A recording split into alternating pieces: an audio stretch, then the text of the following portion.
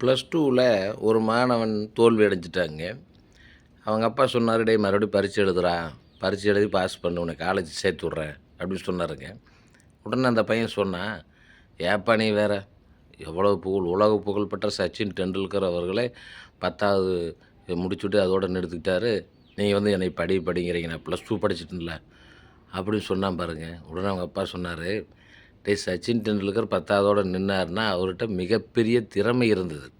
Cricket அப்படின்னு சொல்லிட்டு. அதனால் உலக புகழ் பெற்றாரு. பின்னாடி ஒரு டாக்டர் பட்டமே வாங்கினாரு. அது தெரியுமா உனக்கு? உங்ககிட்ட என்னடா திறமை இருக்குது?" அப்படின்னாருங்க.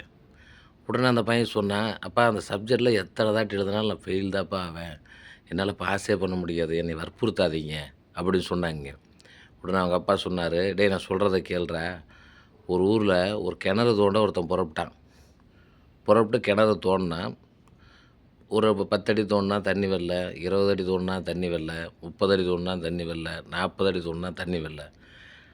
40 அடி தோண்டி தண்ணி வரலையே அப்படின்னு சொல்லிட்டு வெறுத்து போய் மனசு நொந்து அவன் அந்த கிணத்த அதோட நிறுத்திட்டு ஓடிட்டான். தோண்டாம. அதுக்கப்புறம் ஒரு வயசான பெரியவர் வந்தார். வந்து பார்த்துட்டு 40 அடி யாரோ தோண்டி வச்சுருக்காங்க. பரவாயில்ல, நாம் இதில் இறங்கி தோண்டுன்னு சொல்லிட்டு, அடுத்தது கடப்பாரை எடுத்துட்டு உள்ளே இறங்குறாருங்க. இறங்கி போய் 41வது அடி தோண்டுறாரு. தண்ணி பயங்கரமா பீறிட்டு வருதுங்க. அப்போது இத கைவிட்டு போனான் பாருங்க. அவன் இன்னும் ஒரு அடி தோண்டியிருந்தான்னா, கண்டிப்பா கிணத்துல தண்ணி வந்திருக்கும். அவனும் விவசாயம் பண்ணி நல்லபடியா இருந்திருப்பான்.